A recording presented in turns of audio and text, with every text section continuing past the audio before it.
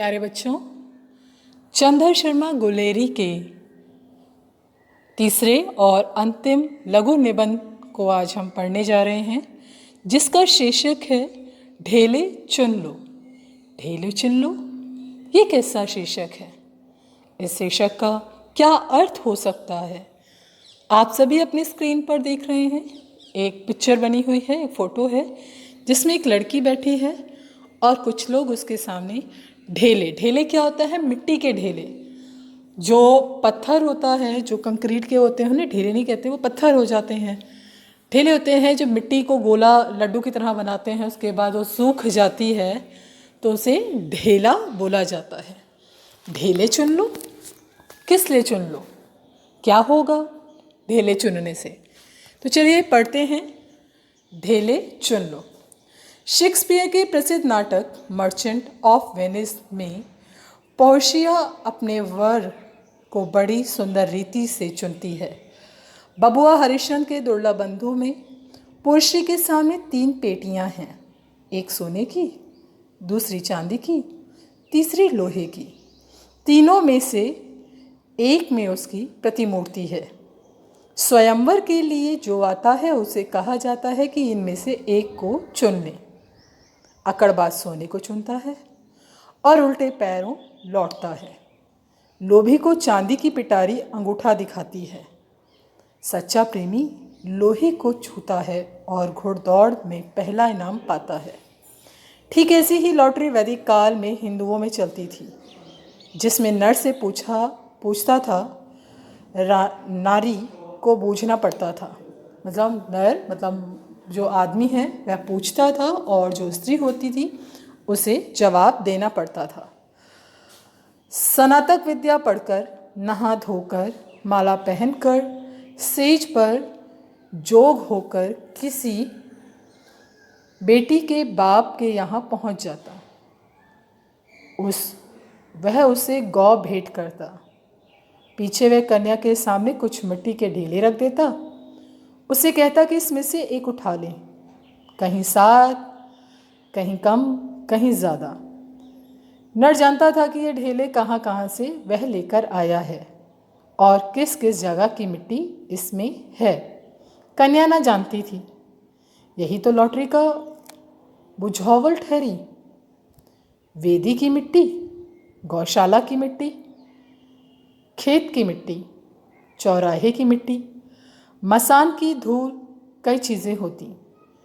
बूझो मेरी मुट्ठी में क्या, चित या पट।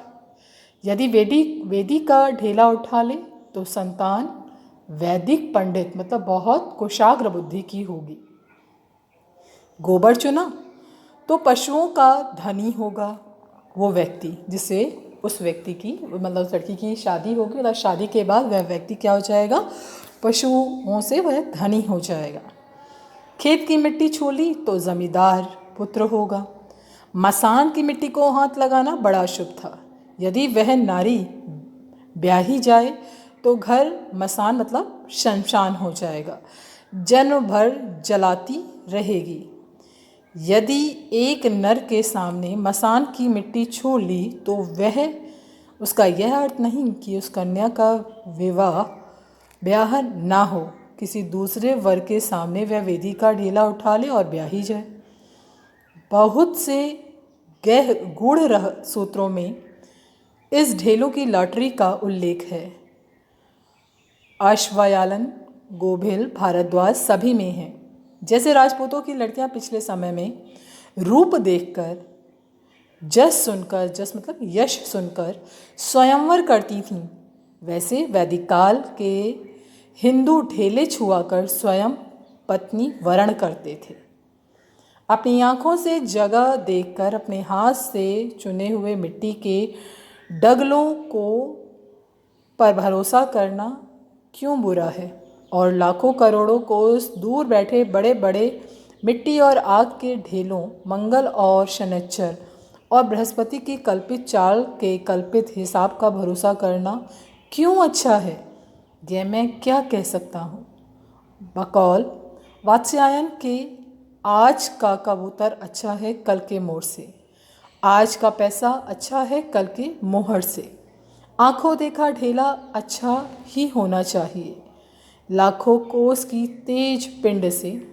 बकौल कबीर के पत्थर पूजे हरी मिले तो मैं पूजूं पहाड़, इससे ते चाकी भली पी सिखाए संसार। आपके सामने मैंने पूरा का पूरा ये लघु निबंध पढ़ के सुनाया। आपको समझ आ गया होगा क्या है ये मिट्टी के ढेले। मिट्टी के ढेले के माध्यम से पंडित चंद्रधर शर्मा गुलेरी हमारे समाज के अंधविश्वास रूढ़िवादिता को उजागर करते हैं। स्त्री हो या पुरुष, किसी का भी चुनाव कुछ ढेले, कुछ किसी मूर्ति या किसी वस्तु के अनुसार नहीं किया जा सकता। उसके यश, उसके व्यक्तित्व, उसकी पहचान पर यह संकट नहीं उत्पन्न किया जा सकता कि भाई अगर तो उस ढेले के हिसाब से वो उस व्यक्ति, उस लड़की का व्यक्तित्व आप सामने ला रहे हैं, कैसे उसे जाने पहचाने, उसके व्यवहार आचार को समझे बिना सिर्फ मिट्टी के ढेले के आधार पर उससे विवाह करना चाहिए या नहीं करना चाहिए, इसका निर्णय किस लेना सरासर गलत है।